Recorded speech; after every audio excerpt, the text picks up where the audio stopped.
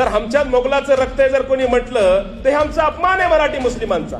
आमचा प्रश्न हे आहे की शहाजहानच्या आईचं नाव जे आहे जगत गोसाई आहे। जगत गोसाईच्या वडिलांचं नाव उदयसिंह आहे। शहाजहान औरंगजेबाची वडील आहेत। औरंगजेबाच्या 2 सासरवाडी जे आहेत राजस्थानमध्ये आहेत आणि यांची आजोळ तिकडं आहे। आता मला सांगा, आपल्याकडं ऐतिहासिक दृष्ट्या इराणहून हे मोगल आले, त्यांच्या सासरवाड्या सगळ्या इकडं आहेत। आता आईकडून एक वंश वाढतो किंवा वडिलाकडून वाढतो। आता मला सांगा, आम्ही सगळे सोरे कुठून लागतो? आम्ही ना इराणचे आहोत ना आम्ही तिकडे राजस्थानचे आहोत। मग आमचा संबंध कुठे आहे हे प्रश्न तुम्ही उदयसिंगला विचारायला पाहिजे, राजा भारमलला विचारायला पाहिजे। रायगडावर आमच्या बापाची समाधी आहे आणि हे लोक काय छळतात मराठी मुस्लिमांना, हे मोगलांची औलाद आहे म्हणून। आता मला सांगा, जर आरोप तुमच्यावर झाले तर खंडन कोण करणार?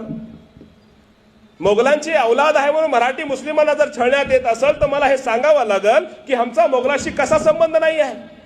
ऐतिहासिक दृष्ट्या सांगावं लागेल, वैज्ञानिक दृष्ट्या सांगावं लागेल। हे मोगल कोण आहेत? बाबर जो आहे तो इराणहून आलेला आहे। बाबूर हा फारसी शब्द आहे, पर्शियन।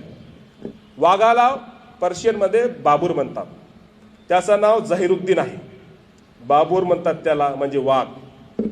तो जेव्हा दिल्लीवर आक्रमण करायला आला, दिल्लीवर कोणाची सत्ता होती? इब्राहिम लोदीची। तो कोण होता? मुसलमान होता।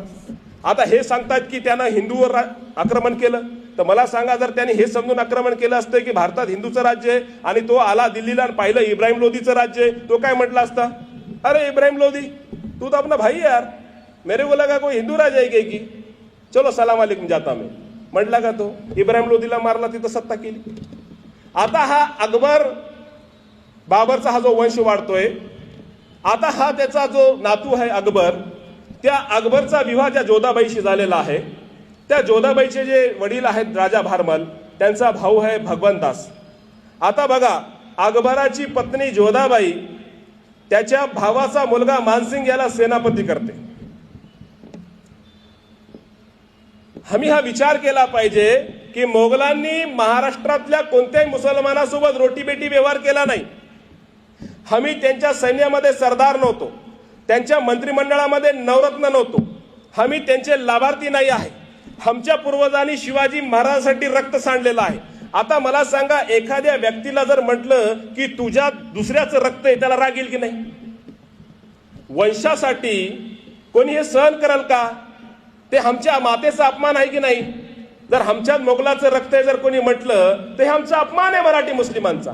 आमचा प्रश्न हे आहे की शहाजहानच्या आईचं नाव जे आहे जगत गोसाई आहे। जगत गोसाईच्या वडिलांचं नाव उदयसिंह आहे। शहाजहान औरंगजेबाची वडील आहेत। औरंगजेबाच्या 2 सासरवाडी जे आहेत राजस्थानमध्ये आहेत आणि यांची आजोळ तिकडं आहे। आता मला सांगा, आपल्याकडं ऐतिहासिक दृष्ट्या इराणहून हे मोगल आले, त्यांच्या सासरवाड्या सगळ्या इकडं आहेत। आता आईकडून एक वंश वाढतो किंवा वडिलाकडून वाढतो। आता मला सांगा, आम्ही सगळे सोरे कुठून लागतो? आम्ही ना इराणचे आहोत ना आम्ही तिकडे राजस्थानचे आहोत। मग आमचा संबंध कुठे आहे हे प्रश्न तुम्ही उदयसिंगला विचारायला पाहिजे, राजा भारमलला विचारायला पाहिजे। हे प्रश्न इथं काय विचारण्यात येते, का लपवण्यात येते? माझा प्रश्न हा आहे बांधवांनो, जर तुम्हाला खरंच जर द्वेष करायचा असेल तर मोगलांचा द्वेष करताना त्यांच्या समर्थनात जे सैनिक होते, त्यांच्या मंत्रिमंडळात जे लोक होते, त्यांच्या सोबत जे लोक होते, त्यांचाही द्वेष केला पाहिजे। आता अकबराचं बादशाहकडे जे नवरत्न होते त्याच्यात बिरबल जे आहे, ज्याच्या गोष्टी चवीचवीने आपल्याला सांगितलं, त्याचं खरं नाव महेशदास भट आहे। आता यांचा कधी आम्ही निषेध केला का? जेव्हा आम्ही तानसेन बद्दल बोलतो त्यांचं खरं नाव रामतेनू पांडे आहे, तोडरमल आहे। आम्ही तर नवरत्नामध्ये नव्हतो, आम्ही कोणत्या जातीविशेष बद्दल बोलतही नाही। पण मला सांगा, तुम्ही तिकडे सेवा करायची, तुम्ही तिकडून लाभ घ्यायचे, तुम्ही त्यांची मोगलांची सेवा करायची, रोटीबेटी व्यवहार करून मोगलांचा वंश वाढवायचा आणि मराठी मुस्लिमांना दोष द्यायचा। आता मला सांगा, हा दोष का सहन करावा? आम्ही काय चूक आहे आमची याच्यामध्ये? आमचा काही संबंध नसताना फक्त सामाजिक तेढ निर्माण करण्यासाठी आणि हिंसा करण्यासाठी हे खोटं सांगण्यात येते। आता जर तुम्हाला खरंच द्वेष असेल मोगलांचा, तर मोगलांच्या सैन्यामध्ये जे त्याचे सासरवाडीचे लोक होते अकबरच्या, मानसिंगच्या वंशजामध्ये जे आहेत, दिया कुमारी सिंग म्हणून राजस्थानमध्ये त्यांचे वंशज आहेत, त्यांचे पूर्वज मानसिंग आहेत, ते राजस्थानच्या मंत्रिमंडळामध्ये उपमुख्यमंत्री आहेत। तुम्ही त्यांचा द्वेष करणार का?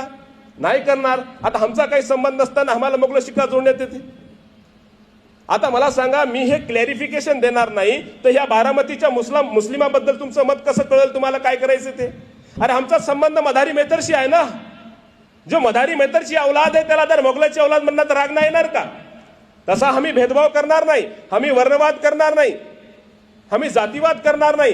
पण हे कशासाठी? सर्वांचे शिवराय हा विषयाला विरोध कशासाठी? त्याचं कारण हे आहे की शिवाजी महाराज जे आहे माणसं जोडणारे आहे, माणसं तोडणारे नाही. हे समजून घ्या. माझं भिवंडीमध्ये कार्यक्रम होता 10,000 मुस्लिम महिलामध्ये. त्या महिला उत्तर प्रदेशच्या, त्यांना मराठी येत नाही. तेथे उर्दूमध्ये मी शिवाजी महाराज सांगितलं. तुम्हाला आश्चर्य वाटेल, जेव्हा मी शिवाजी महाराज सांगत होतो टांगाला काटा येत होता. मी एक संदर्भ तुम्हाला देतो जे मी त्या मुस्लिमांना सांगितलं. त्यांना असं सांगण्यात आलं होतं, हे खोटा इतिहास की शिवाजी महाराज मुस्लिमांचे शत्रू.